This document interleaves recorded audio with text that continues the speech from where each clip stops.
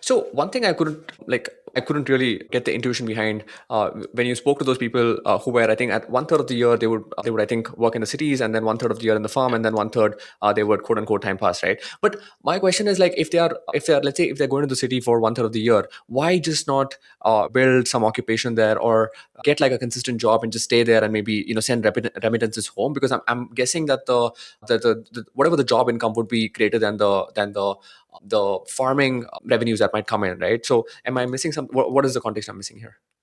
Yeah. Well, so, there's a puzzle. Like, I don't think I have the answer here, but some hypotheses. Some people do that, right? There is migration. It's not like it's zero.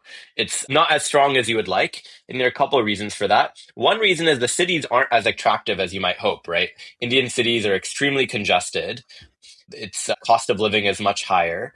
It's not as if India has a really smooth planned urbanization that's well managed. I think this is a major thing that I tried to stress in my reporting was if you look at the governance of Indian cities, the third tier, if you will, a lot of cities don't actually have much power. The mayors are disempowered or aren't even elected in some cases. The municipal corporations, they have very little like formal de jure power. It's really the cities are run by their state governments. I think Bangalore is probably the best example. And so you get these kind of overgrown cities with a lot of congestion that in some ways cancels out a lot of the benefits of agglomeration that you normally would get.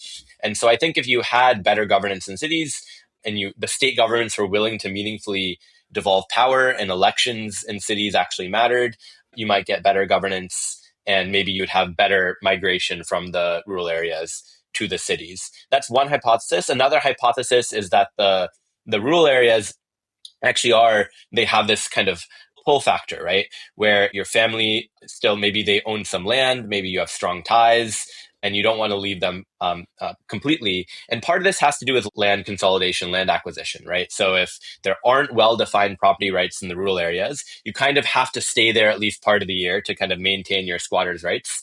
And it's harder to sell your land and get capital. So I think there's like some frictions perhaps to people consolidating land in rural areas that prevents them from wanting to leave as well.